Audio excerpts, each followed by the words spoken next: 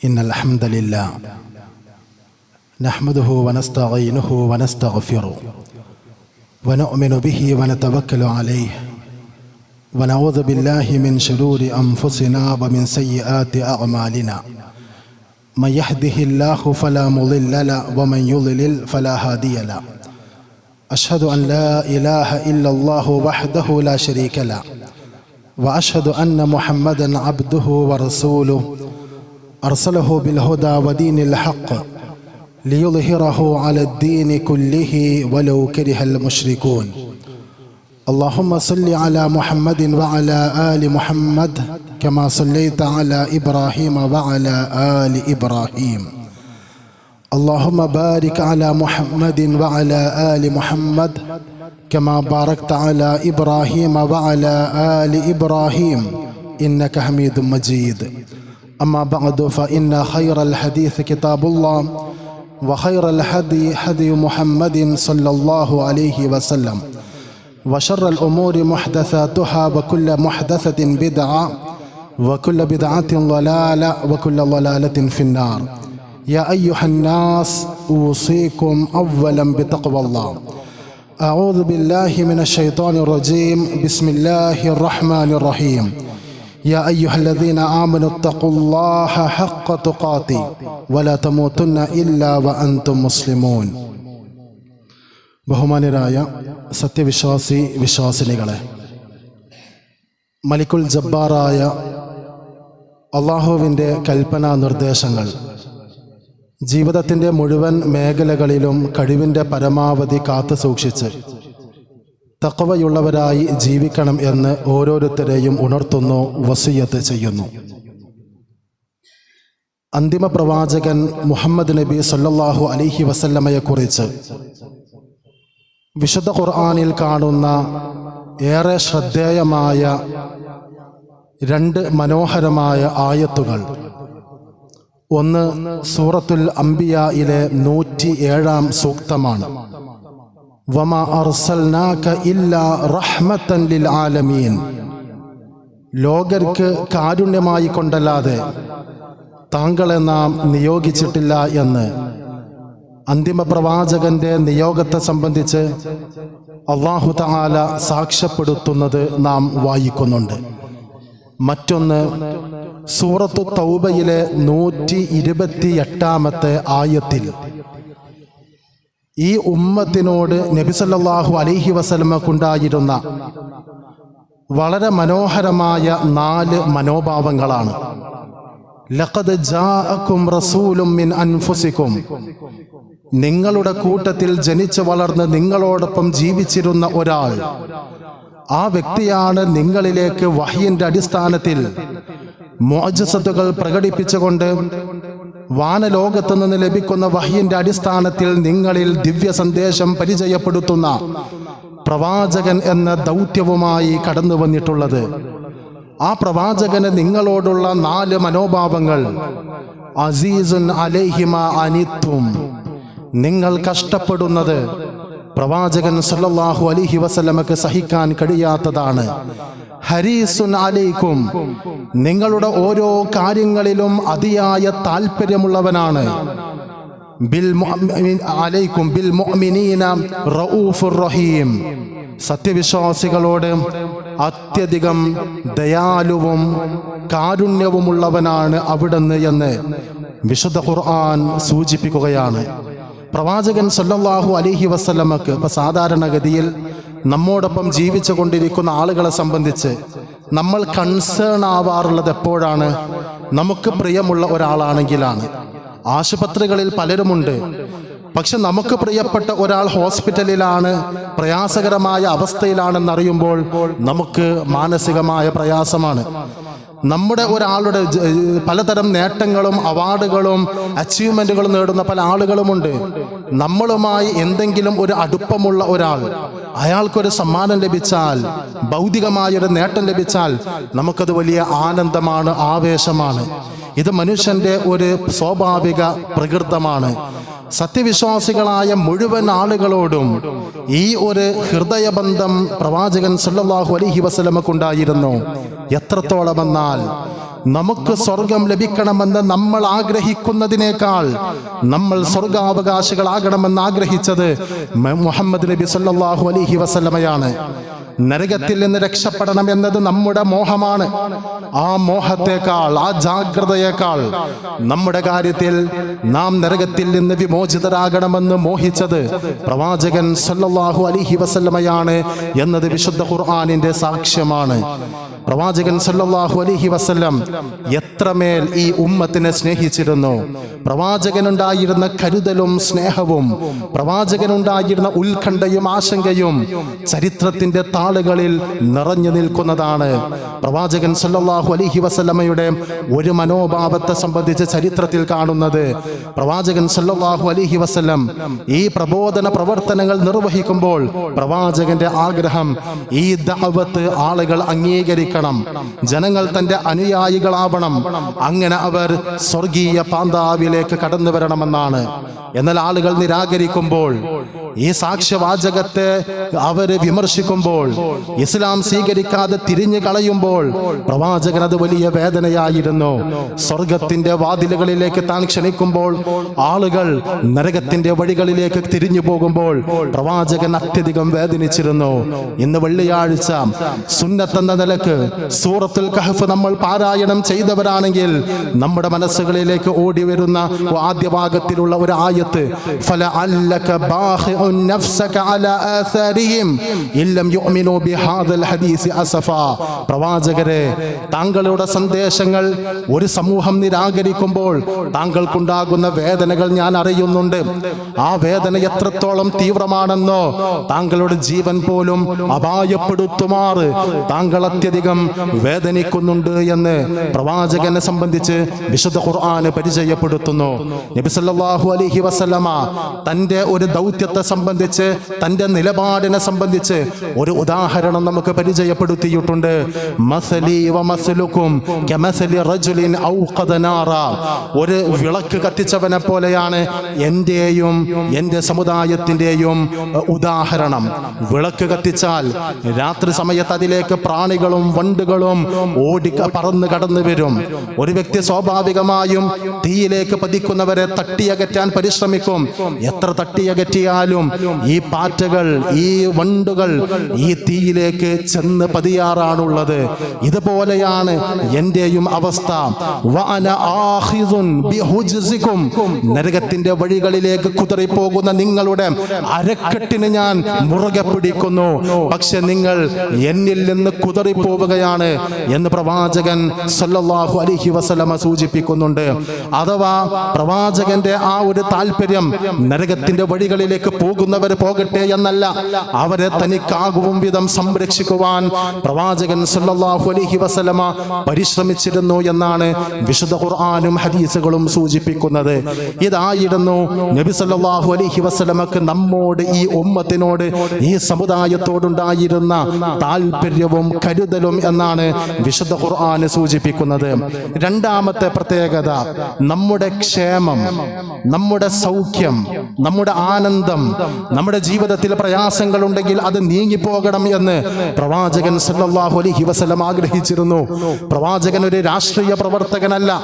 നാട്ടിൽ വ്യക്തികളും കുടുംബങ്ങളും പ്രദേശവാസികളും അനുഭവിക്കുന്ന പ്രശ്നങ്ങൾ കണ്ടറിഞ്ഞ് അതിന് പരിഹാരം കണ്ടെത്തി പിന്നീട് ആളുകളുടെ ഗ്രൗണ്ട് സപ്പോർട്ട് നേടിയെടുത്ത് അധികാരത്തിന്റെ സോപാനങ്ങൾ ലക്ഷ്യം വെച്ചുള്ള ഏതെങ്കിലും ചാരിറ്റി പ്രവർത്തനങ്ങളായിരുന്നില്ല.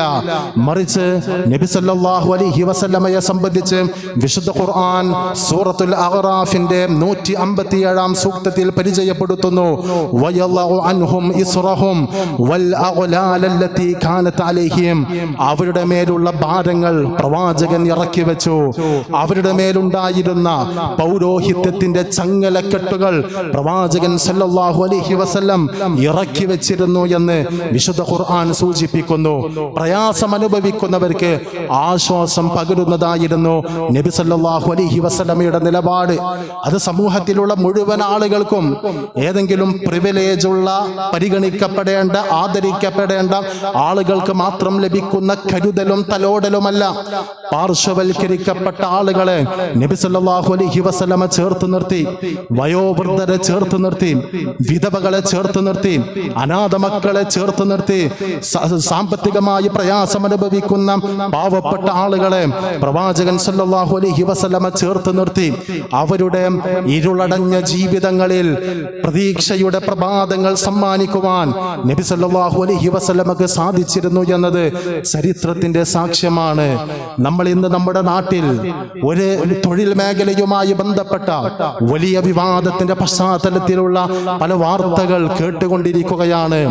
ഒരു ഇൻഡസ്ട്രിയിൽ ജോലി ചെയ്യുന്ന ഒരാൾ തന്റെ സഹപ്രവർത്തകർ അനുഭവിക്കുന്ന ഉപദ്രവങ്ങളിൽ മൗനികളാകുന്ന, തങ്ങളുടെ ഇൻഡസ്ട്രികളിലുള്ള സഹപ്രവർത്തകർക്ക് നേരെയുള്ള കയ്യേറ്റങ്ങളിൽ നിലപാട് പറയാത്ത, അവിടെ നിലനിൽക്കുന്ന പതിറ്റാണ്ടുകളായി നിലനിൽക്കുന്ന മനുഷ്യാവകാശ ധ്വംസനങ്ങളിൽ നിലപാട് പറയാത്തതിന്റെ പേരിൽ മുഖം കെട്ട കാലത്താണ് നബി സല്ലല്ലാഹു അലൈഹി വസല്ലമയുടെ ചരിത്രത്തിന്റെ ഉജ്ജ്വലതകൾ നാം വായിക്കുന്നത് എന്നത് സാന്ദർഭികമായി നമ്മൾ ഓർക്കേണ്ടതുണ്ട്.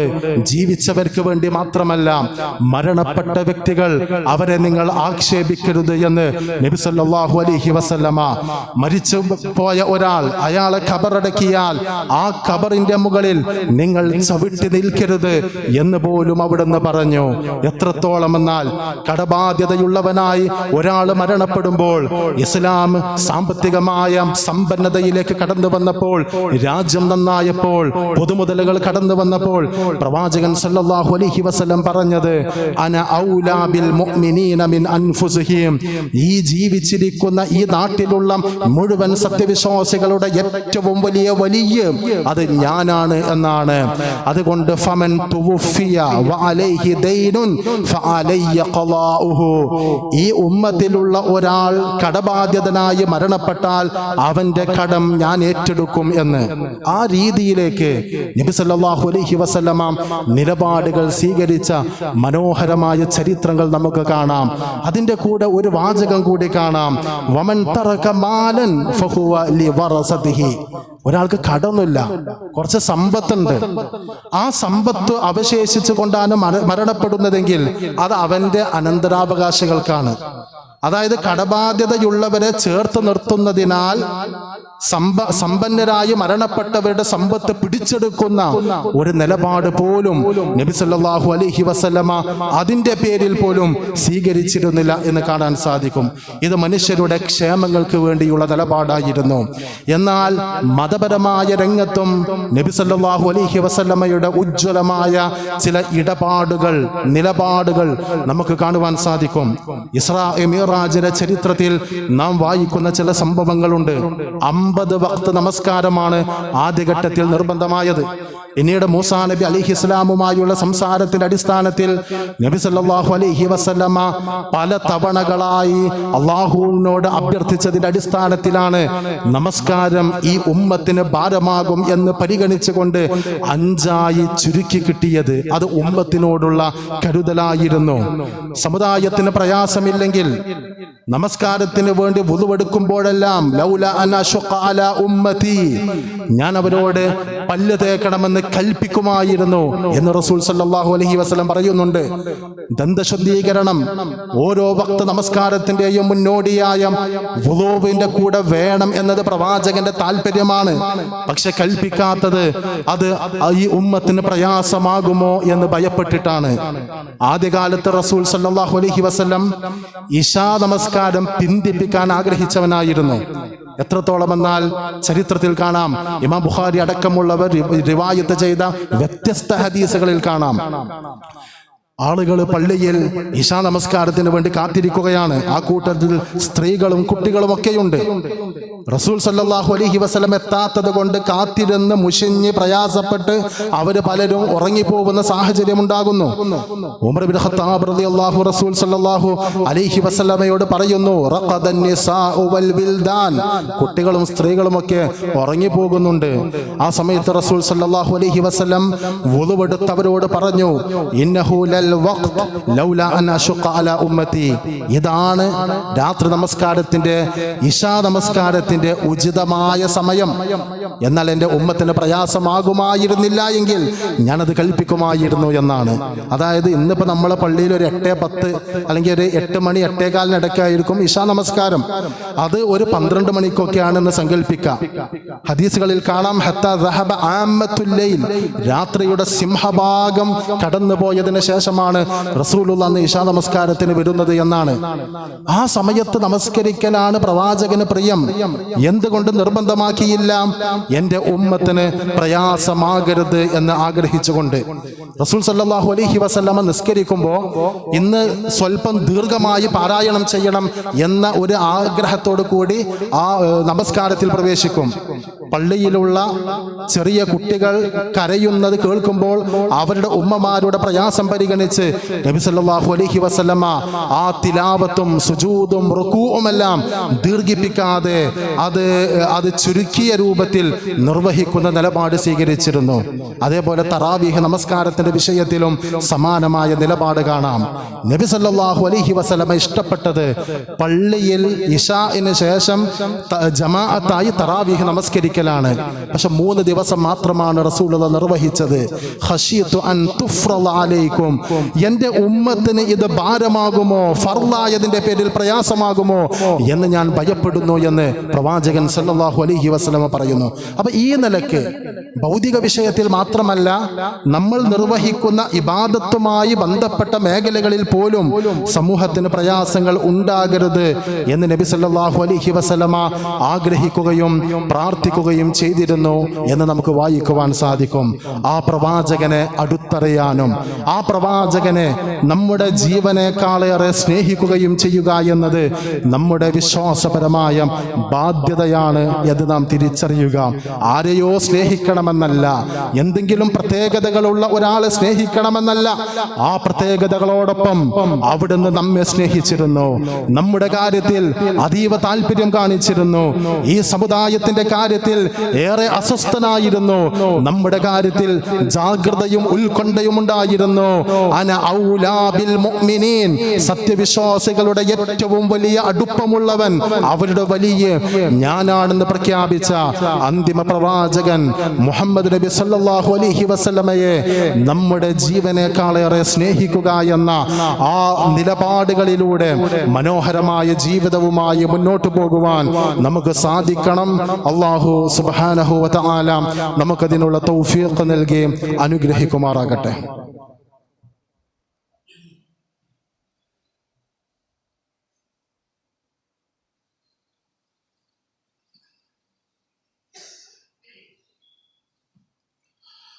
അൽഹംദുലില്ലാഹ് വസ്സലാത്തു വസ്സലാമു അലാ റസൂലില്ലാഹ് വഅലാ ആലിഹി വഅസ്ഹാബിഹി അജ്മഈൻ അമ്മാ ബഅദ്.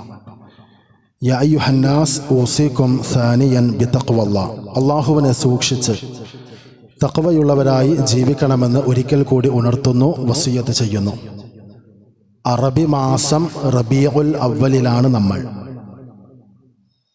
ഹിജ്റ കലണ്ടറിൽ അതല്ലെങ്കിൽ ഇസ്ലാമിക കലണ്ടറിൽ 12 മാസങ്ങളുണ്ട്. ആ 12 മാസങ്ങളിൽ ഒരു മാസത്തിന് എന്തെങ്കിലും ഒരു മതപരമായ പോരിശ ചാർത്തപ്പെടണമെങ്കിൽ ആ മാസവുമായി ബന്ധപ്പെട്ട് വിശുദ്ധ ഖുർആനിലോ സ്വഹീഹായ ഹദീസിലോ പ്രത്യേകമായി സ്പെസിഫൈ ചെയ്യുന്ന പരാമർശങ്ങൾ കാണും. ഉദാഹരണം, 4 പവിത്രമായ മാസങ്ങളെ സംബന്ധിച്ച് നബി സല്ലല്ലാഹു അലൈഹി വസല്ലമ പരിചയപ്പെടുത്തിയിട്ടുണ്ട്. ആ 4 മാസങ്ങളിൽ റബീഉൽ അവ്വൽ ഇല്ല. ലൈലത്തുൽ ഖദ്ർ എന്ന 1000 മാസത്തേക്കാൾ ശ്രേഷ്ഠമായ രാത്രി ഉൾക്കൊള്ളുന്ന പരിശുദ്ധ റമദാനിനെ സംബന്ധിച്ച് വിശുദ്ധ ഖുർആനിലും ഹദീസുകളിലും അനവധി പരാമർശങ്ങൾ, പോരിശകൾ പരാമർശിച്ചത് കാണാം. ആ രീതിയിൽ റബീഉൽ അവ്വലിനെ സംബന്ധിച്ച് ആ മാസം പ്രത്യേകമായി അള്ളാഹു പുതിയതായ അനുഗ്രഹങ്ങൾ ഈ കാലഘട്ടത്തിലുള്ള ആളുകൾക്ക് പുതുതായി ചൊരിയുമെന്നോ ഖിയാമത്ത് നാൾ വരെ ഈ മാസത്തിൽ പ്രത്യേകമായ ഏതെങ്കിലും ഇബാദത്തുകൾ ഉണ്ടാകണമെന്നോ പഠിപ്പിച്ചിട്ടില്ല.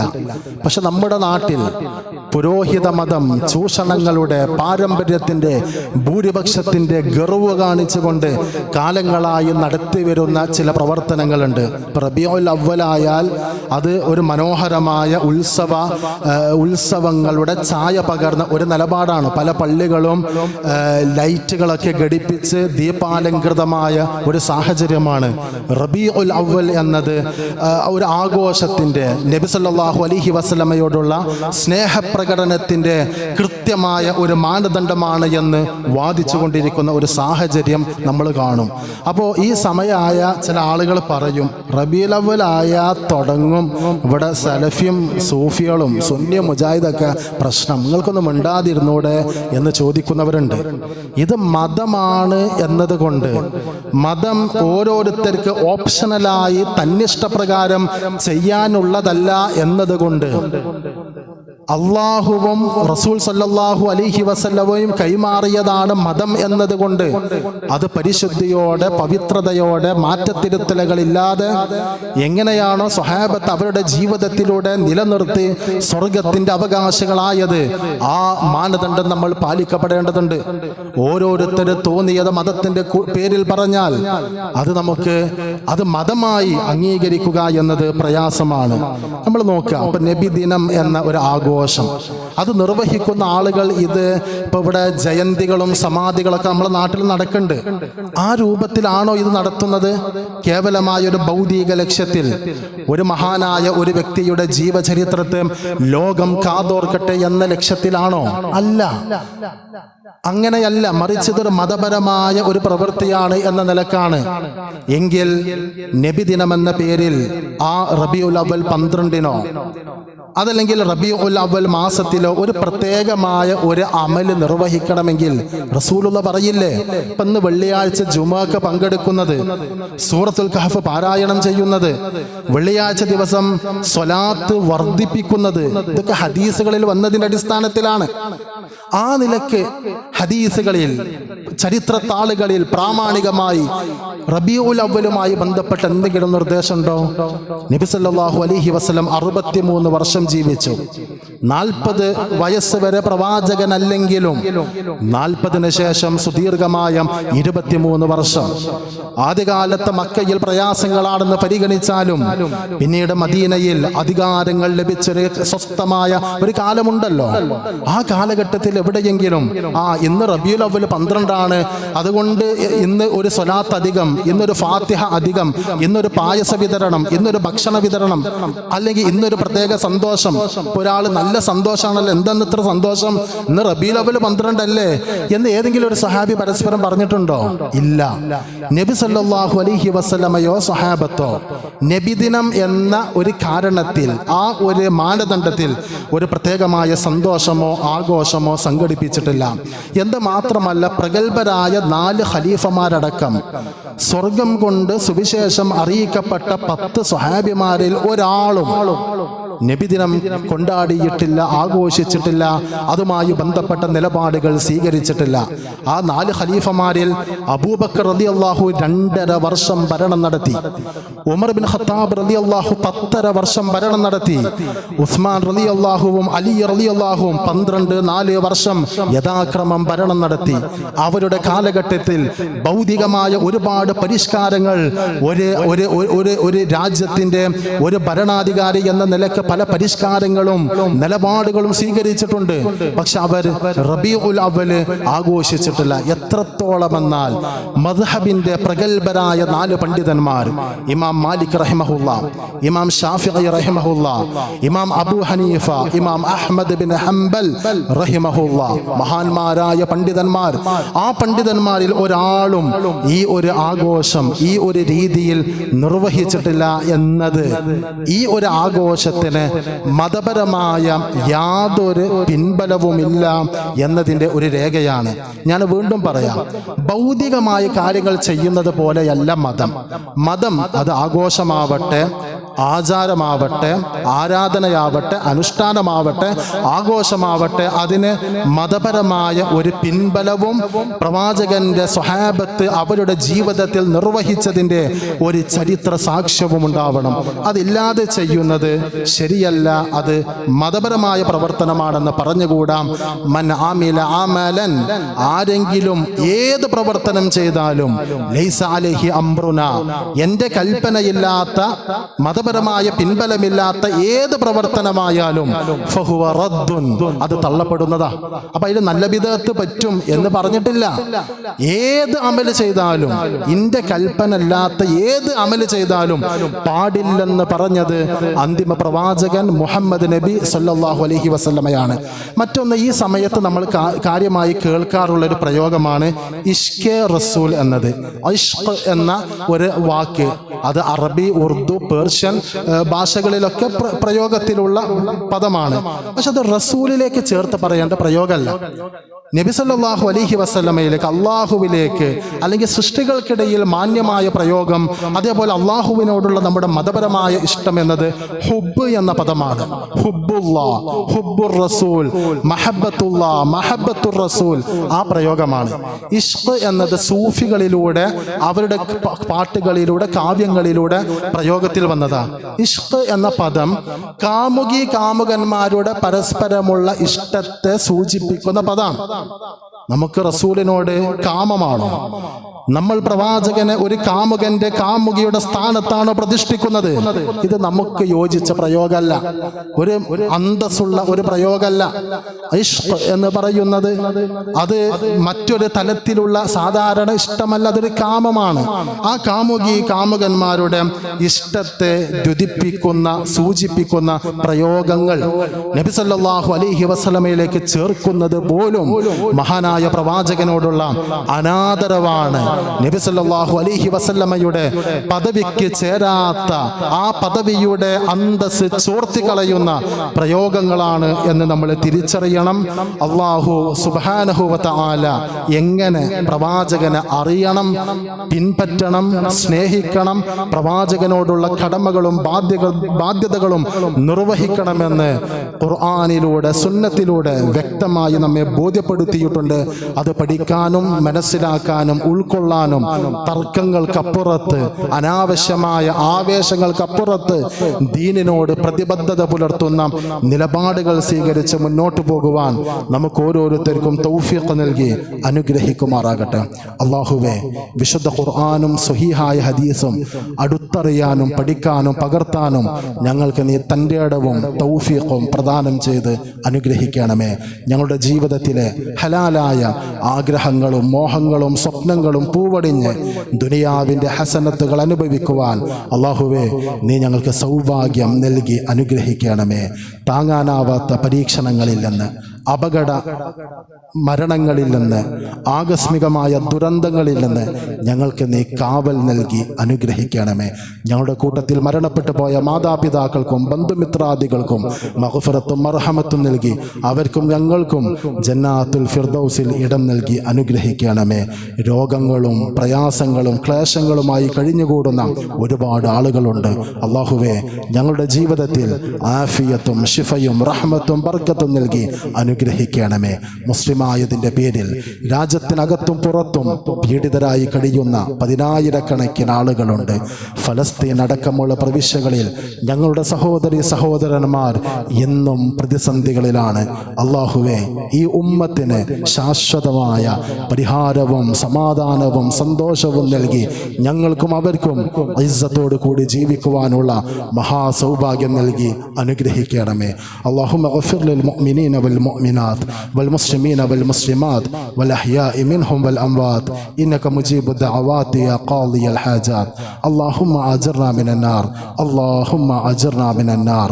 റബ്ബനാ ലാ തുസിഗ് ഖുലൂബനാ ബഅദ ഇദ് ഹദൈതനാ വഹബ് ലനാ മിൻ ലദുൻക റഹ്മ ഇന്നക അൻതൽ വഹ്ഹാബ്. റബ്ബനാ ആതിനാ ഫിദ് ദുനിയാ ഹസന വഫിൽ ആഖിറതി ഹസന വഖിനാ അദാബൻ നാർ.